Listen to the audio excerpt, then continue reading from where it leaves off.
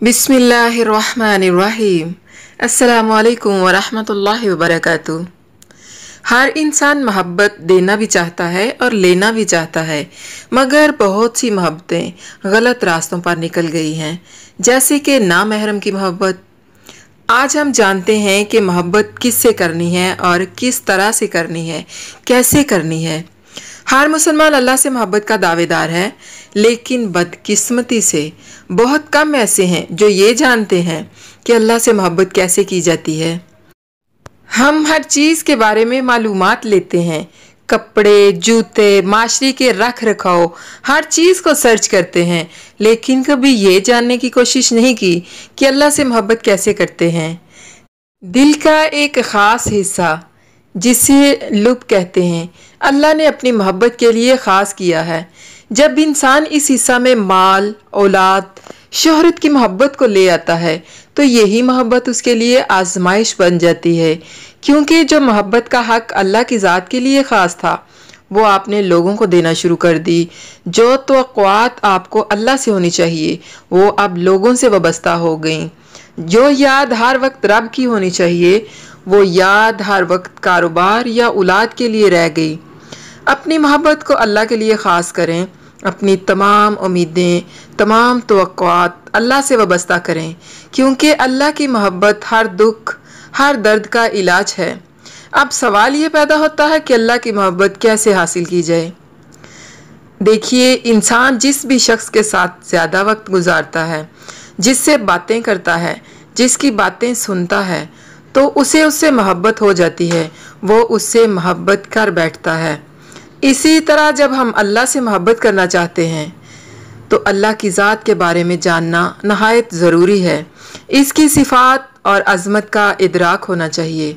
अल्लाह की पहचान का इल्म हासिल करना फ़र्ज़ है, वाजिब है, क्योंकि जब अल्लाह की पहचान होगी तो अल्लाह से मोहब्बत होगी।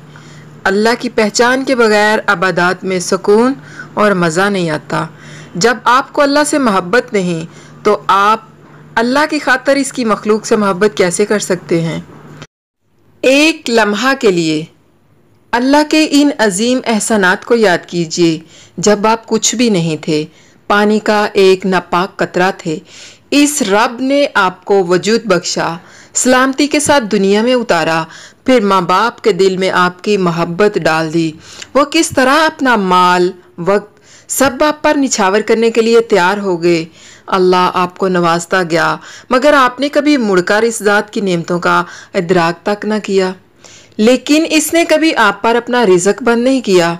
फिर जब कभी मुसीबत आई और आपने अपने गुनाहों के बोझ के साथ अपने रब के सामने हाजिरी दी, तो उसने आपको आगोश रहमत में ले लिया, अपनी कुर्बत और हमायत का यकीन दिलाया।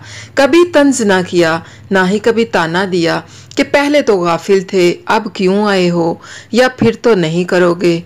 वो रब इतना करीम, इतना मेहरबान, इतना रहमान, इतना रहीम है।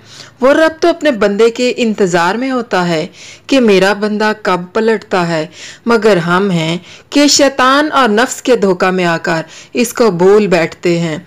हम सारी दुनिया से बात कर लेते हैं, हर एक को अपना दुख सुनाते हैं, लेकिन वो अल्लाह की ज़ात जो सबसे करीब है, सबसे ज़्यादा हकदार है, उससे बात नहीं करते। आज अल्लाह के सामने बैठें और इसे सब कुछ बता दें, अल्लाह से उसकी मोहब्बत मांगें और कहें कि मेरे रब मुझे अपने महबूब बंदों में शामिल फरमा ले।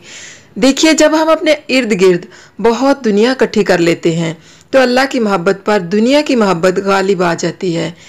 इसलिए अपनी तमाम ज़ायद ज़रूरियत, मतलब बैग, कपड़े वगैरह, इनका सदका करना शुरू कर दें।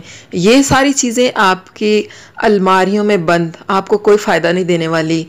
अगर ये कोई गरीब इस्तेमाल करेगा, तो ये आपके लिए बाइसे सवाब होगी और अल्लाह की मोहब्बत को वापस लाने का ज़रिया भी बनेगी। जब आप ऐसा करना शुरू कर देंगे, तो यकीन करिए कि अल्लाह की मोहब्बत वापस आने लगेगी।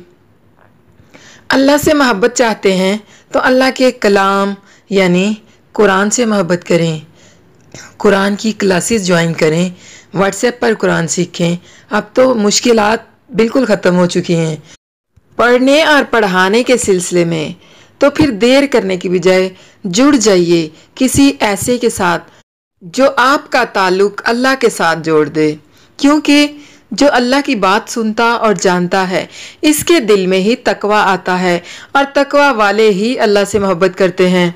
खुद अल्लाह ताला ने कुरान मजीद में हमें वो नुस्खा कीमिया बता दिया है जिसके ज़रिए से हम अल्लाह की मोहब्बत के हकदार बन सकते हैं। और वो नुस्खा कीमिया क्या है? रसूलुल्लाह सल्लल्लाहु अलैहि वसल्लम की इताअत। अल्लाह के रसूल सल्लल्लाहु अलैहि वसल्लम की ज़िंदगी के एक एक पहलू को जानने की ज़रूरत है और उनके उसवा हसना को ज़िंदगी के हर पहलू में शामिल करके इनकी इताअत और फरमाबरदारी करके अल्लाह की मोहब्बत का हकदार बना जा सकता है। हराम रिश्तों की मोहब्बत को सिरे से छोड़ दें, लेकिन हलाल रिश्तों में भी तवाज़ुन लाने की ज़रूरत है। बस एक असूल याद रखना है, आपके दिल में अल्लाह की मोहब्बत दुनिया और इसमें मौजूद हर चीज़, हर रिश्ता से बढ़कर होनी चाहिए, खा वो मालो दौलत हो, औलाद हो, कारोबार हो या कोई भी चीज़। अब आपने क्या करना है कि अपना जायज़ा लेना है। जब अजान की आवाज़ आती है तो वो किस चीज़ की मोहब्बत है जो आपको नमाज नहीं पढ़ने देती? औलाद की मोहब्बत, कारोबार की मोहब्बत या फिर किसी और चीज़ की? जब लोगों को माफ़ करने की बात आती है तो हम क्यों ऐसा नहीं कर पाते? अगर अल्लाह से मोहब्बत का दावा है तो अल्लाह का हुक्म समझकर हम माफ़ क्यों नहीं करते?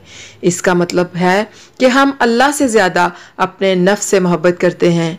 जैसे शैतान ने इनकार किया था कि मैं सजदा नहीं करूँगा क्योंकि मैं अफजल हूँ। उसकी इसी एक मैं ने, उसकी इसी एक अना यानी उसके तकब्बुर ने उसे अल्लाह ताला की नज़रों में ज़लीलो ख़वार करवा दिया। और हम इंसान भी यही सोचते हैं कि मैं क्यों झुकूं, मैं क्यों माफ़ करूं।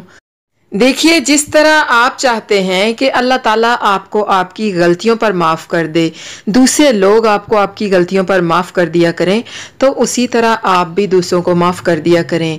माफ़ करना सीखें। हम इस दुनिया में अपने रब की इबादत के लिए आए हैं। इससे मोहब्बत करके इसे राज़ी कर लीजिए ताकि आखिरत में सुरखरू हो सकें। अस्सलामु अलैकुम वरहमतुल्लाहि वबरकातुहू।